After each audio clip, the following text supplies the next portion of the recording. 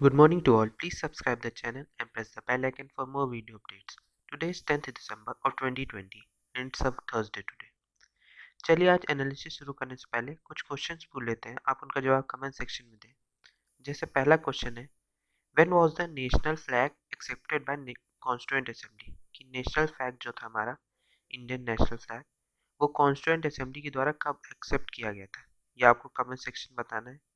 कि डेट आपको बतानी है, ये बहुत ज़्यादा इंपॉर्टेंट क्वेश्चन है। ये मेन एग्जाम्स में क्या कहते हैं, प्रीलिम्स से रिलेटेड जितने भी एग्जाम्स होते हैं उनमें ये क्वेश्चंस मैक्सिमम टाइम देखा गया है। तो आपको डेट बतानी किस तारीख को नेशनल फ्लैग कॉन्स्टिट्यूएंट असेंबली द्वारा एक्सेप्ट किया गया था। दूसरा क्वेश्चन आता है, कल्चर प्रॉपर्टी जो होती है, कल्चरल पॉवर्टी, ये आइडिया किसके द्वारा आया है? ये कल्चर पॉवर्टी आइडिया किसके द्वारा आया है, ये आपको बताना है। कहते हैं किसने आइडिया दिया है। ऑप्शन एक दो ऑप्शन दे रहे हैं, ऑस्कर लुइस या अमर्त्य सेन। क्या कहते हैं, अमर्त्य सेन या ऑस्कर लुइस। क्या कहते हैं, इसमें से बताना है आपको। कहते हैं किसने ये कल्चरल प्रॉपर्टी का आइडिया दिया है। चलिए आज की एनएस शुरू करते हैं। उससे पहले आप हमारे टेलीग्राम चैनल को सब्सक्राइब कर सकते हैं, क्वेश्चन आर 247, या इस लोगों के साथ चैनल को सब्सक्राइब कर लीजिए, या तो डिस्क्रिप्शन पर लिंक दी हुई है वहाँ से भी चेक कर चैनल को सब्सक्राइब कर सकते हैं। चलिए, जहाँ पर आपको सारे पीडीएफ नोट्स मिल जाएंगे जो हम लोग एनालिसिस करते हैं, वो सारे नोट्स आपको यहाँ पे मिल जाते हैं। साथ ही साथ कोई रेलेवेंट इन्फॉर्मेशन हो या आंसर की हो किसी की, तो वो भी आपको यहाँ पे मिल जाती है। चलिए आज की एनालिसिस शुरू करते हैं। पहली न्यूज़ देखते हैं हम लोग। आज की पहली न्यूज़ आती है, farmers reject amendment proposals plan to intensify stir. क्या कहते हैं, जो फार्मर्स ने उन्होंने अमेंडमेंट को रिजेक्ट कर दिया है कि वो अमेंडमेंट नहीं चाहते, वो पूरी तरह से रिपील चाहते हैं लॉज का, ऐसा उनके द्वारा कहा गया है। उन्होंने ये भी कहा, they plan to block roads to Agra by Jaipur by December 12, की आगरा से जयपुर तक वो रोड जो है उनको ब्लॉक कर सकते हैं, क्या कहते हैं, 12 दिसंबर से। और क्योंकि 12 दिसंबर से और ये प्रोटेस्ट जो है वो और ज़्यादा इंटेंसिफाई हो सकता है, ऐसा उनका इंडिकेशन था। उन्होंने कहा, farmer leaders on Wednesday rejected the union government का जो प्रपोजल था अमेंड द फार्म लॉज, और उन्होंने ये भी कहा कि इंटेंसिफाई करेंगे, जिससे एक तरह से नेशनल वाइड धरना वो 2 दिन के लिए कर सकते हैं, 2 दिन बाद। तो क्या कहते हैं, काफ़ी बड़ी बात है कि अगर ये कंडीशन जो प्रोटेस्ट की है और ज़्यादा इंटेंसिफाई होगी तो रिजल्ट बहुत बुरा हो सकता है। इसलिए सेंटर को कुछ ना कुछ एक्शन लेना चाहिए, उनसे बात करनी चाहिए कि वो क्या चाहते हैं। अमेंडमेंट नहीं चाहते तो रिपील ही क्यों चाहते हैं, कहते हैं लॉस को पीछे क्यों चाहते हैं। जो चाहते हैं उसके बारे में बात हो, एक मीटिंग हो अच्छी तरह से, क्या कहते हैं, और पीएम को भी क्या कहते हैं बात करनी चाहिए फार्मर से। क्या कहते हैं, अगर पीएम बात करे तो शायद कोई एक्शन हो, कोई इफेक्टिव बात आए। तो इसलिए जरूरी है कि पीएम या प्रेसिडेंट बात करें फार्मर से। चलिए अगली न्यूज़ देखते हैं हम लोग। अगली न्यूज़ आती है, cabinet not for public wifi networks. कि कैबिनेट ने, यूनियन कैबिनेट ने अप्रूव कर दिया है जो प्रपोजल था पब्लिक वाईफाई हॉटस्पॉट्स का अक्रॉस द कंट्री। जो पब्लिक डाटा ऑफिसेज होते हैं या पीडीओज होते हैं जो हैं, वहाँ पे एक wifi hotspot, public wifi hotspot लगाने की बात की गई है। किराना शॉप हो गया या पान शॉप होगी वहाँ पे, जिससे क्या कहते हैं जो एक पब्लिक वाईफाई एक्सेस है वो ज़्यादा लो तक पहुँच पाए। इसमें यही बात की गई है कि the public WiFi access network interface जो है पीएम वानी, वो क्या कहते हैं रिकमेंड किया गया था पहली बार द्वारा telecom regulatory authority of India in 2017 में। तो ये भी याद रखिएगा कि ट्राई के द्वारा 2017 में ही रिकमेंड किया गया था पब्लिक वाईफाई नेटवर्क इंटरफेस। ये आप याद रखिएगा, बहुत इंपॉर्टेंट है, क्योंकि को जो भी एग्जाम्स आ रहे हैं उनमें इस तरह के क्वेश्चंस करंट अफेयर्स में आते रहते थे कि पब्लिक वाईफाई एक्सेस किसके द्वारा रिकमेंड किया गया था पहली बार। तो 2017 में ट्राई के द्वारा रिकमेंड किया गया था। चलिए अगली न्यूज़ देखते हैं हम लोग। अगली न्यूज़ आती है, SII serum institute of India Bharat biotech emergency vaccine clearance on hold. कि जो सीरम इंस्टीट्यूट ऑफ इंडिया और भारत बायोटेक की जो इमरजेंसी वैक्सीन है उसको इमरजेंसी यूज़ के लिए अभी क्लियरेंस नहीं मिला है, अभी उसको होल्ड पे रखा गया है। इसमें वही बात की गई है कि इंडिया में have to long wait longer for a locally produce vaccine, जैसा कहा गया एक्सपर्ट द्वारा drug controller general of India committee के। जो क्या कहते हैं, इसमें कहा गया है कि अभी उसे होल्ड पे रखा गया है, अभी उसे इमरजेंसी यूज़ के लिए भी, इमरजेंसी यूज़ ऑथराइजेशन के लिए भी रिक्वेस्ट हुई है, लेकिन अभी उसे परमिशन नहीं दी गई है। तो ये वैक्सीन कैंडिडेट्स है कोविशील्ड और कोवैक्सीन, जो सीरम इंस्टीट्यूट ऑफ इंडिया और भारत बायोटेक में बनी है। तो उनको अभी पूरी तरह से अप्रूवल नहीं मिला है इमरजेंसी यूज़ के लिए भी। तो अब देखना है कब तक हमें वेट करना पड़ेगा इस इमरजेंसी यूज़ वैक्सीन के लिए भी। तो हम लोग इसमें इंपॉर्टेंट आता है DCGI, drug controller general of India, इसको हम लोग अलग से देख लेते हैं। Drug controller general of India ये क्या कहते हैं, वह करते हैं सेंट्रल ड्रग्स स्टैंडर्ड और कंट्रोल ऑर्गेनाइजेशन में, जो रिस्पॉन्सिबल होते हैं अप्रूवल एंड और licences of specific categories of drugs, जैसे ब्लड होता है, blood products, vaccine, fluid, sera जो इंडिया में होते हैं, उनको अप्रूवल देने के लिए, लाइसेंस प्रोवाइड करने के लिए वर्क करते हैं। ये lay down standards and quality of manufacturing, selling, import and distribution of drugs in India के लिए भी वर्क करते हैं। ये एक एपेलेट अथॉरिटी है जो भी कोई भी डिस्प्यूट होता है रिगार्डिंग क्वालिटी ऑफ ड्रग्स है, ये प्रिपेयर करते हैं और मेंटेन करते हैं नेशनल रेफरेंस स्टैंडर्ड को। ये bring about uniformity enforcement of drugs and cosmetics act, जो ड्रग्स एंड कॉस्मेटिक्स एक्ट है उसको भी इम्प्लीमेंट करने में ये हेल्प करते हैं, जिससे एक यूनिफॉर्मिटी आ सके। और ये ट्रेन भी करते हैं ड्रग एनालिस्ट को, जो कहते हैं स्टेट ड्रग कंट्रोल लेबोरेटरी या जो अदर इंस्टीट्यूशन से डिप्यूट किए जाते हैं, उनको ये ट्रेन भी करते हैं। तो ये सब वर्क होता है डीसीजे का, drug controller general of India. चलिए अगली न्यूज़ देखते हैं। अगली न्यूज़ आती है rules governing CAA still under preparation. Citizenship amendment act जो था उसका अभी भी रूल्स गवर्निंग, जो उसके गवर्निंग रूल्स है अभी प्रिपरेशन में है, अभी भी ऐसा कहा गया है। मिनिस्ट्री ऑफ होम अफेयर्स द्वारा ये पहली बार काफ़ी दिनों बाद ऐसी न्यूज़ आई है सीएए पे, नहीं तो अभी तक बिल्कुल साइलेंट थे उस पर। तो अभी इसमें कहा गया है कि a year after the citizenship amendment act CAA जो पास किया गया था लोकसभा में 1 साल पहले, अभी भी कहा गया कि उसके जो रूल्स हैं, जो गवर्निंग रूल्स हैं, वो अभी भी प्रिपरेशन में एसएस में कहा गया है। जब तक रूल्स पूरी तरह से बनाए नहीं जाते तब तक वो इफ़ेक्टिव नहीं होंगे, तब तक जो एक्ट है वो पूरी तरह से इनइफेक्टिव रहेगा, तो वो इम्प्लीमेंटेशन में नहीं आ सकता। जो ये आरटीआई हुई थी, आरटीआई उसमें पूछा गया था कि उसी पर रिजल्ट एमएचए ने दिया है, मिनिस्ट्री ऑफ होम अफेयर्स ने। जो आरटीआई थी उसमें कहा गया था कि MHA had not sent any letter regarding CAA to the parliamentary committee on subordinate legislation. कि आपने पढ़ा होगा कि कहते हैं, पॉलिटी में सभी पढ़ते हैं, जो कमिटीज़ हैं पार्लियामेंट्री कमिटीज़, उसमें ये कमिटी है parliamentary committee on subordinate legislation. क्या कहते हैं, जो सबऑर्डिनेट लेजिस्लेशन ये बहुत इंपॉर्टेंट कमिटी भी है, इसमें मैक्सिमम जो एक्ट्स होते हैं वो जाते हैं, जो अमेंडमेंट वाले एक्ट्स होते हैं मैक्सिमम इसी में जाते हैं। तो कहते हैं सबऑर्डिनेट लेजिस्लेशन के लिए होती है। तो अभी इसमें कहा गया था आरटीआई में कि सीएए क्यों इस कमिटी में अभी तक नहीं गया, तो उस पर ही एमएचए ने कहते हैं अपना रिप्लाई दिया है कि अभी वो उसके रूल्स जो है गवर्निंग रूल्स अभी भी वो प्रिपरेशन में है, तो अभी इसलिए एक्ट वो इनफेक्टिव है, इसलिए उसे अभी उस कमिटी में नहीं भेजा गया है। चलिए अगली न्यूज़ देखते हैं। अगली न्यूज़ आती है cattle buffalo meat residue found in Indus valley vessels. कि जो कैटल और बुफेलो का मीट होता है उसका रेसिड्यू फाउंड हुआ है इंडस वैली वेसल्स में। एक स्टडी में फाउंड हुआ कि जो प्रेजेंस ऑफ एनिमल प्रोडक्ट जो कैटल और बफेलो का मीट होता है वो सेरेमिक वेसल्स जो थी इंडस वैली सिविलाइजेशन में जो चलती थी 4600 साल पहले, एट 7 जो साइट थी प्रेजेंट डे में जो हरियाणा उत्तर प्रदेश में पड़ती है, वहाँ पे ये फाउंड हुआ है। उसमें कहा गया है कि अबाउट 50 to 60% जो डोमेस्टिक एनिमल बोन्स थे इंडस वैली साइट्स में, वो कैटल या बफेलो के ही फाउंड हुए। इसमें ये भी कहा गया जो high proportion of cattle bones वहाँ पे फाउंड हुआ है, जो कल्चर प्रेफरेंस है बीफ कंजप्शन का, कि जो बताता है कि इंडस वैली सिविलाइजेशन में भी जो इंडस पॉपुलेशन थी वो बीफ कहते हैं बीफ कंजप्शन करती थी, मीट वीट का कंजप्शन करती थी। तो इसका ये मतलब है।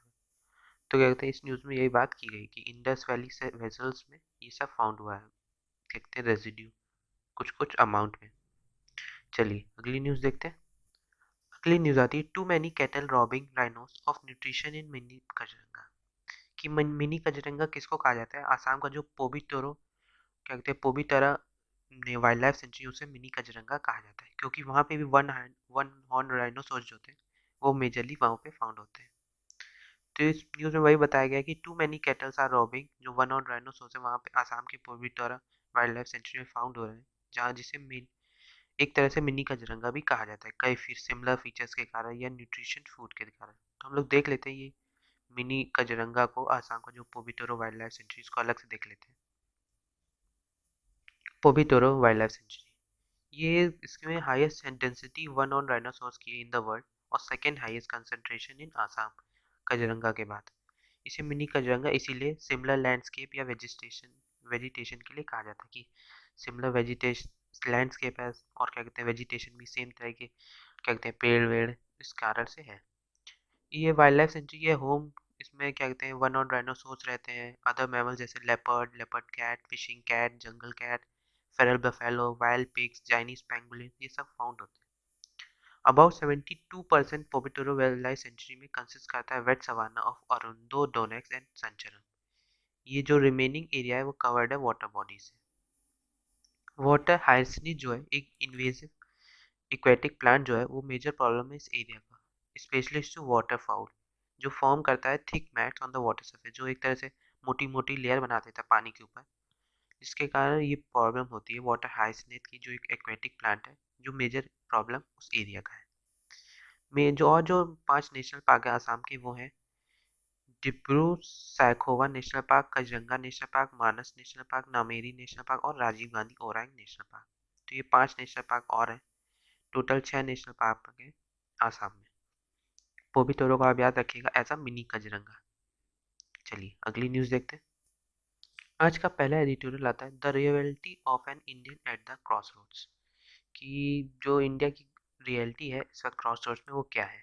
इस पूरे एडिटोरियल में पॉलिसी मेकर्स के बारे में बात की गई है, जैसे वो कैसे पॉलिसी बनाते हैं जिसके कारण लोगों को दिक्कतें हो रही हैं। जैसे हमने देखा कि फार्म बिल्स जो हैं उस पर प्रोटेस्ट इतना ज़्यादा हो रहा है, तो उसी के लिए मेनली ये एडिटोरियल आया है कि पॉलिसी मेकर्स को क्या कहते हैं लोगों से डिस्कस करके लोगों का ओपिनियन जान के इस तरह की पॉलिसी बनानी चाहिए, तभी वो इफेक्टिव होगा ना, तब ना कि इनफेक्टिव वे में आपको ये पॉलिसी बनानी चाहिए। तो इसमें वही बात की गई जो इंडिविजुअल इवेंट्स होते रहते हैं, जैसे कई इवेंट्स होते हैं जिसमें हमने देखा है कि एक तरह से ग्रेट प्रॉमिस होता है इंडिया के लिए कि वो वर्क होंगे, लेकिन पॉलिसी मेकर्स जो हैं वो पब्लिक ओपिनियन ना लेके सोल इंडिकेटर देखते हैं और उसी के हिसाब से पब्लिक फियर्स और रियश्योर पीपल करते हैं उसके बाद कि वो ऐसा कुछ नहीं होगा। पहले ही आपका ओपिनियन लोगों का ले लेना चाहिए, उसके बाद पॉलिसी बनाए तो वो ज़्यादा इफेक्टिव वे में वर्क करेगी। इसमें ये भी कहा गया है कि इंडिया अफोर्ड नहीं कर सकता इग्नोर करना कि रियलिटी ऑफ द सिचुएशन की, कि इंडियन इकोनॉमी इस वक्त रिसेशन में है और जो मेजर नेशंस हैं उनके हिसाब से वर्स्ट इस वक्त वर्स्ट परफॉर्मिंग इंडिया ही है इकोनॉमी में। और हमने देखा है कि इंडियन रुपी बहुत तेज़ी से डिप्रिशिएट भी किया है। Euro, Australian, Canadian dollars, south Korean von और जो स्विस फ्रांस होते हैं वो सब क्या कहते हैं काफ़ी स्ट्रॉन्गर हैं इंडियन रुपी से।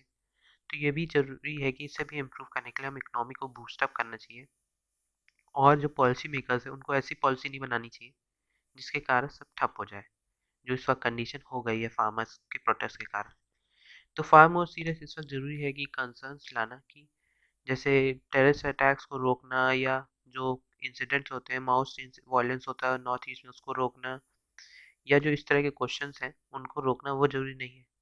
हमने देखा कि पिछले साल भी अगस्त जो आर्टिकल 370 कॉन्स्टिट्यूशन का था जम्मू एंड कश्मीर को जो स्पेशल स्टेटस देता था उसको हटाया गया, लेकिन possibly must at a time as something that was already included in the ruling party's manifesto, कि ये सभी जानते थे कि वो ऐसा करेंगे क्योंकि उनके मैनिफेस्टो में ऐसा था, लेकिन लोगों को पहले ओपिनियन ले लेना चाहिए था उसके बाद ऐसा करना चाहिए था, तो वो ज़्यादा जितना हुआ था पिछले साल उस तरह से ना होता। तो उसी तरह इस बार भी हमने देखा है कि जो फार्मर्स प्रोटेस्ट चल रहा है इसमें भी electoral events and any cost की ये भी ज़रूरी है कि ये लोग पॉलिसी मेकर्स जो बिल बनाते हैं वो मेजरली देखते हैं कि उनकी जो इलेक्टोरल विंस हैं, तो वो क्या कहते हैं चुनाव जो है वो आने वाले चुनाव या जो आएंगे इन फ्यूचर चुनाव उसको जीतने के हिसाब से भी बनाते हैं।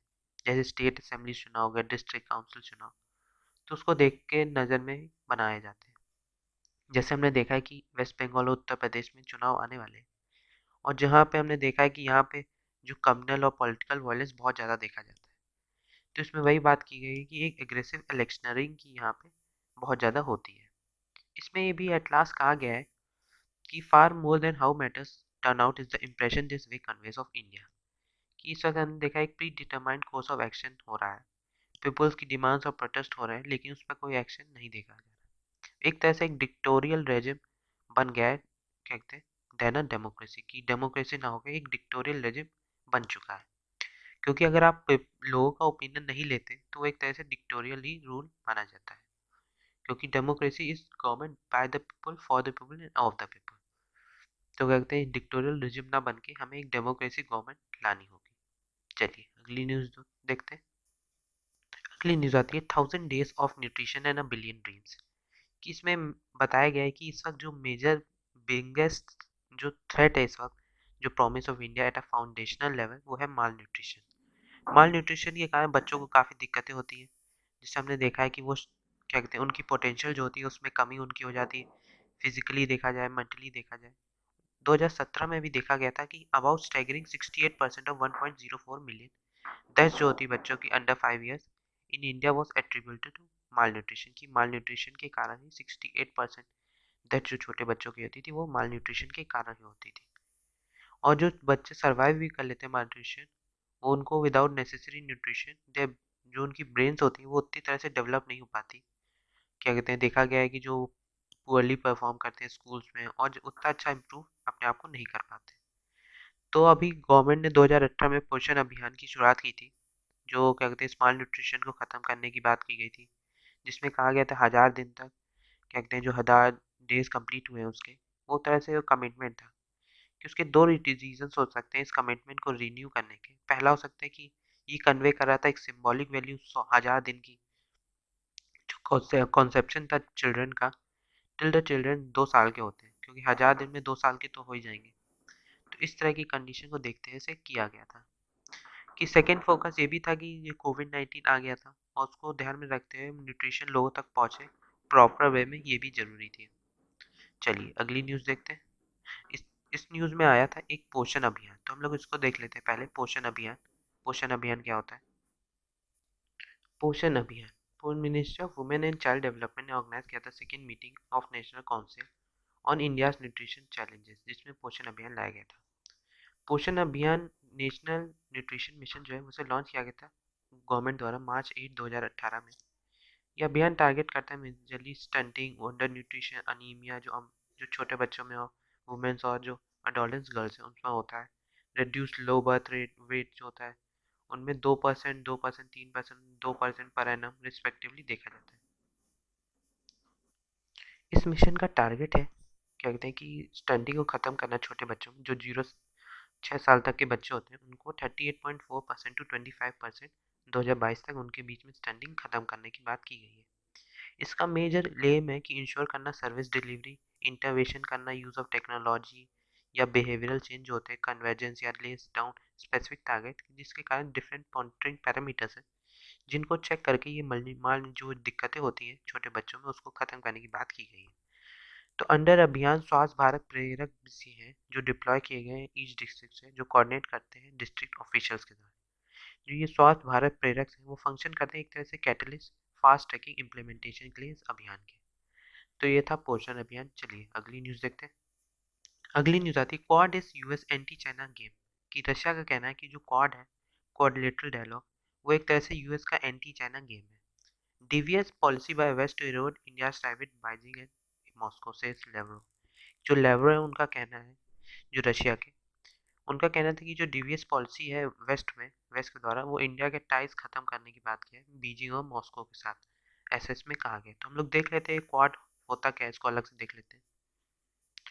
क्वाडलेटरल सिक्योरिटी डायलॉग, ये एक इनफॉर्मल स्ट्रेटेजिक डायलॉग है इंडिया, यूएसए, जापान और ऑस्ट्रेलिया के बीच में। ये इनका मेजरली ऑब्जेक्ट है free, open and prosperous Indo Pacific region को करना। इसका क्या कहते हैं जो पहला आइडिया था वो क्या कहते हैं लाया गया था Japanese prime minister Shinzo Abe द्वारा 2007 में। द आइडिया उस वक्त नहीं लाया जा पाया इन एक्शन, क्योंकि ऑस्ट्रेलिया उस वक्त बाहर चला गया था, क्योंकि चाइनीज प्रेशर के कारण उसे बाहर जाना पड़ा था। दिसंबर 2012 में शिंजो आबे ने फिर से इस कॉन्सेप्ट को लाया एशियाज डेमोक्रेटिक सिक्योरिटी डायमंड के नाम से, जो इन्वॉल्व कर रहा था ऑस्ट्रेलिया, इंडिया, जापान और यूएस को, जिससे वो सेफ गार्ड कर सके अपने मैरीटाइम कॉमन्स को from the Indian Ocean to the western Pacific.